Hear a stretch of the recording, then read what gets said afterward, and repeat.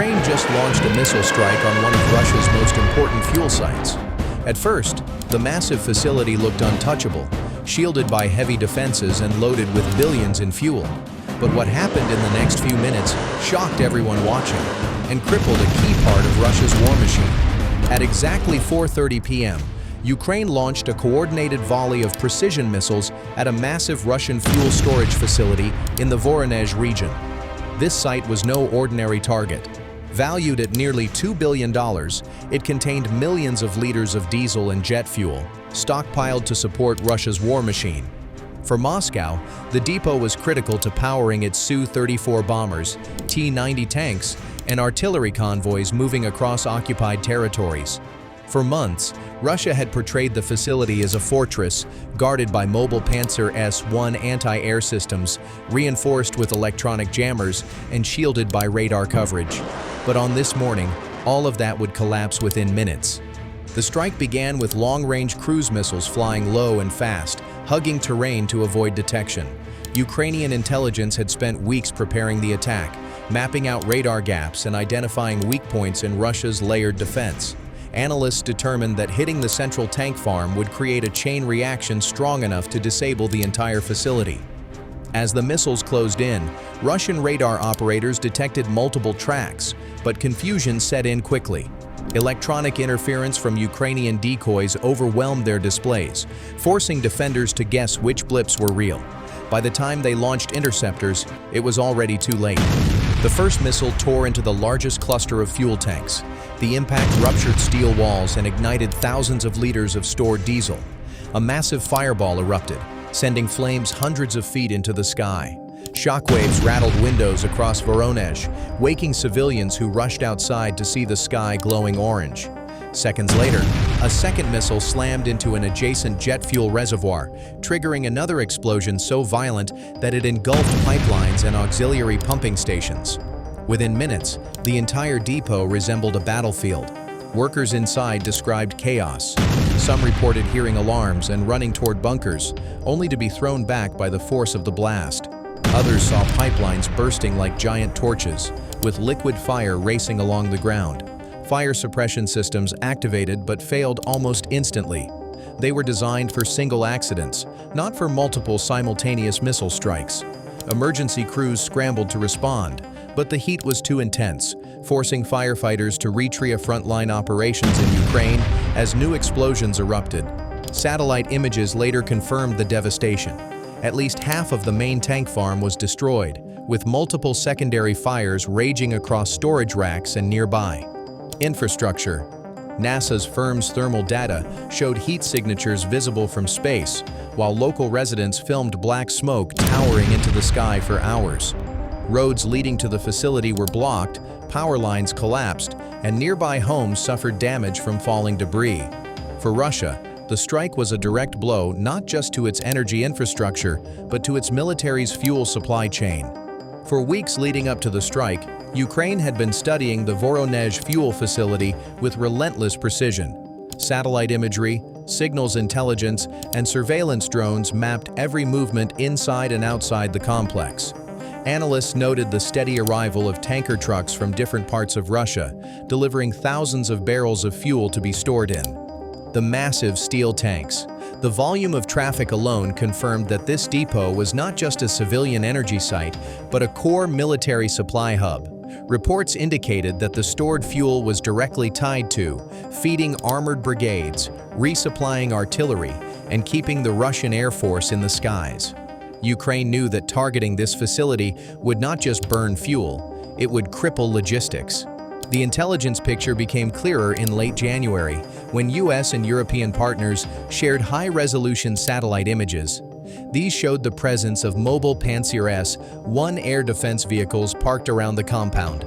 Russia believed these short-range systems, along with jamming units, were enough to shield the site from attack. Local propaganda reinforced the image of safety, boasting that Voronezh was out of reach for Ukrainian missiles and drones. But Ukrainian planners saw weaknesses. The Panzer systems were mobile, not fixed, and their coverage had gaps. The electronic jammers were old models, vulnerable to modern countermeasures. And more importantly, The entire depot was isolated, with limited support from long-range air defenses. To prepare, Ukraine's unmanned forces carried out dry runs with decoy drones, deliberately probing the defenses. These flights triggered Pantsir launches, forcing Russian operators to waste expensive missiles on cheap targets. Each time, Ukrainian analysts recorded the response time, radar lock angles, and missile trajectories. By the third probing mission, the weaknesses were clear. The jammers could be blinded, and the interceptors could be overloaded. All that was needed was the right combination of saturation strikes and precision guidance. The choice of timing was deliberate. Early morning hours would catch defenders at their lowest alert, with crews fatigued and visibility reduced. Thermal readings from the facility also showed higher activity during nighttime transfers, when tanker trucks were offloading fuel into the storage tanks. By striking just after such a transfer, Ukraine maximized the chance of igniting freshly loaded tanks and pipelines. In addition, meteorological data was studied. Winds were expected to blow eastward, carrying smoke away from Ukrainian positions, but directly into nearby Russian military staging areas. Every detail was calculated to turn the strike from a simple attack into a strategic disaster for Moscow. By the night before the strike, final preparations were complete. Ukrainian commanders gave the order, and missile crews moved into position. Long-range cruise missiles, likely Kh-101s or Storm Shadow variants, were loaded and armed. Drone operators were tasked with jamming support and post-strike reconnaissance. For the soldiers involved, there was no doubt about the importance of the mission. They weren't just targeting steel tanks, they were hitting the backbone of Russia's military fuel reserves. At 5:30 p.m., the silence over Voronezh was broken as a volley of Ukrainian missiles streaked toward the fuel storage facility. Radar operators scrambled, their screens lighting up with dozens of fast-moving objects. Sirens wailed across the district as Russian air defense crews rushed to their stations. Pantsir S-1 units fired off interceptors and opened up with 30mm autocannons, filling the sky with tracer fire. For a brief moment, it seemed as if the defenses might hold. Several incoming missiles were struck down, erupting in mid-air fireballs that lit the horizon. But the salvo was too large, too coordinated. The Ukrainian planners had anticipated every move, launching decoy drones to confuse radar and force Pantsir crews to waste precious ammunition. By the time they realized which tracks were real, it was already too late. The first missile slammed directly into the central tank farm, the heart of the facility. The impact tore through a massive steel dome, releasing thousands of liters of diesel fuel in an instant. Flames roared upward as the liquid ignited, sending a towering fireball into the sky. The blast shook buildings miles away, shattering windows in nearby towns and rattling civilians out of their sleep. Within seconds, the inferno spread from tank to tank. Fuel vapors ignited with terrifying speed, creating secondary explosions that ripped pipelines apart and showered the ground with burning debris. Another missile hit a pipeline junction, rupturing a network of pipes that fed multiple tanks at once. The cascading effect was devastating. Jet fuel under pressure ignited like a torch, spraying burning liquid across storage racks and igniting vehicles parked nearby. Tanker trucks exploded in sequence, each blast adding to the growing firestorm. Fire suppression systems engaged but failed almost immediately, overwhelmed by the sheer scale of the blaze. Valves melted, pumps jammed, and emergency sprinklers sputtered dry.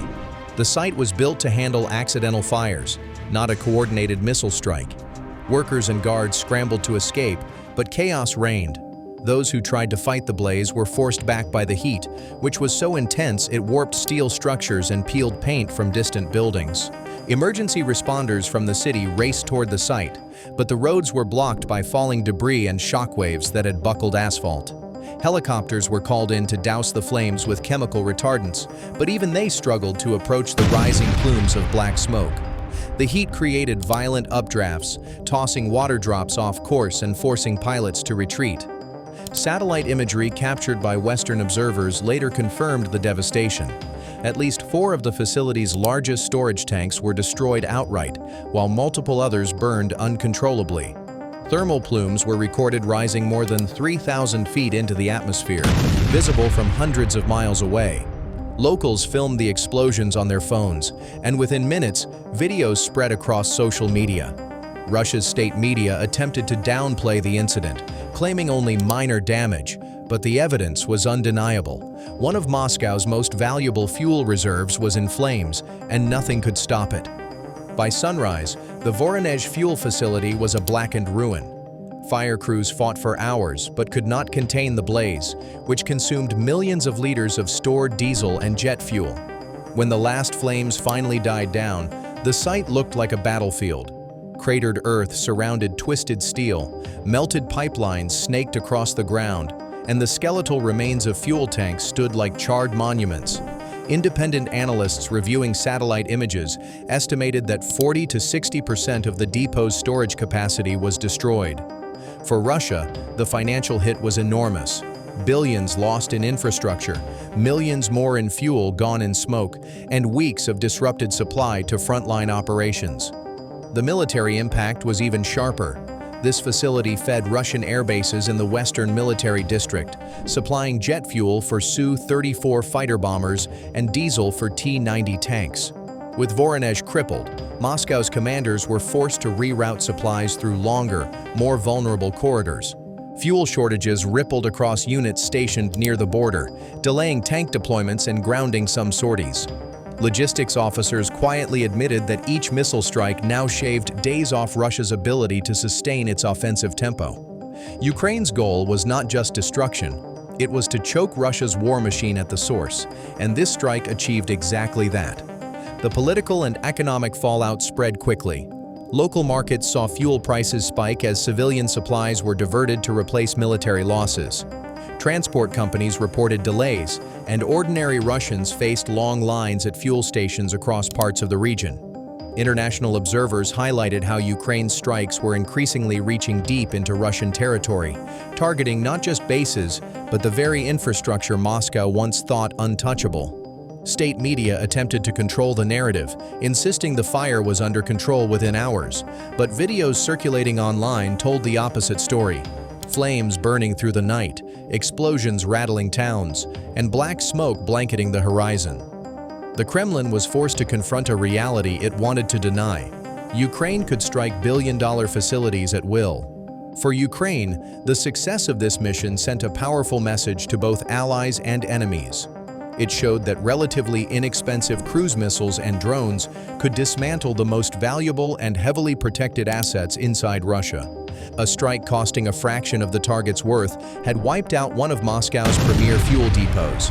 The psychological blow was as significant as the physical damage. Russian citizens, who had once believed critical infrastructure was beyond reach, now saw that no city, no refinery, and no fuel store was safe.